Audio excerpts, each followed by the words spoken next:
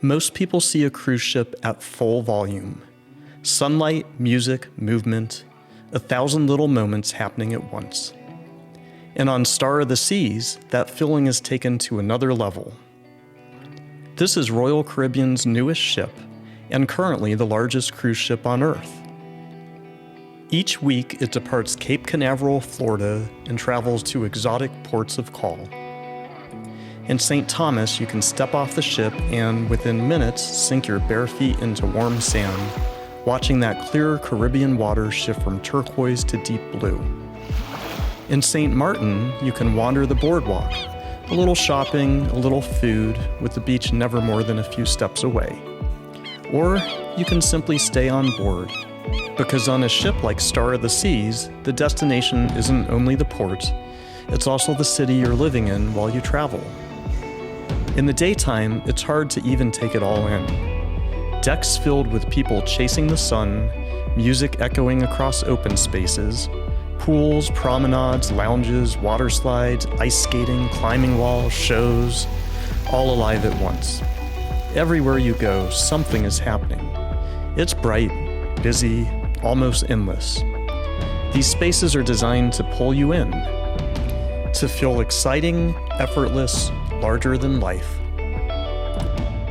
And for most guests, this is the ship they'll remember. But there's another side to it, a side most people never see.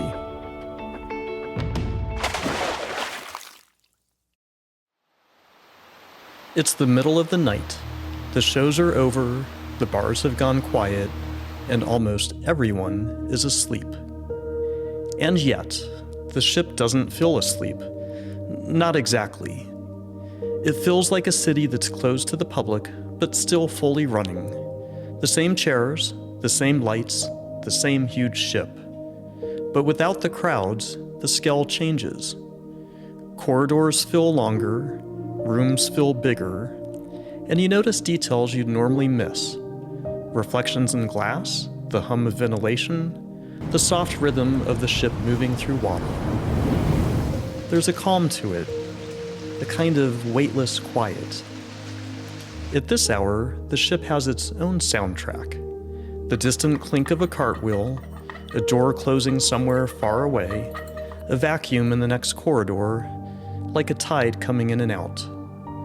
And every once in a while, you turn a corner and realize you're the only passenger in sight.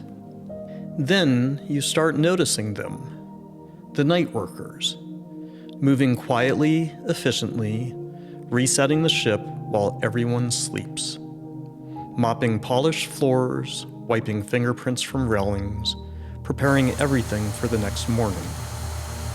Because a ship like this doesn't reset itself automatically. Every day that feels effortless is built piece by piece through the night. Outside, the decks are a different world. During the day, they're full of energy, splashes, laughter, constant motion.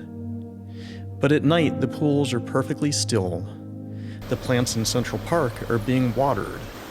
The ocean stretches into darkness in every direction. A ship this big can make you forget where you are, but at night, it's impossible to forget. There's a particular feeling you get in places built for thousands of people when there are none. A theater lobby with no voices. A lounge ready for a party that never happened. It's not scary exactly, it's just uncanny. Like the ship is holding its breath. But then you pass someone working. They nod, you nod back, and the spell breaks. Because the ship isn't haunted, it's just running. A quiet world, a working world, a peaceful world with just enough emptiness to feel surreal. And if you've never seen a cruise ship like this before, this is what Star of the Seas looks like when almost everyone is asleep.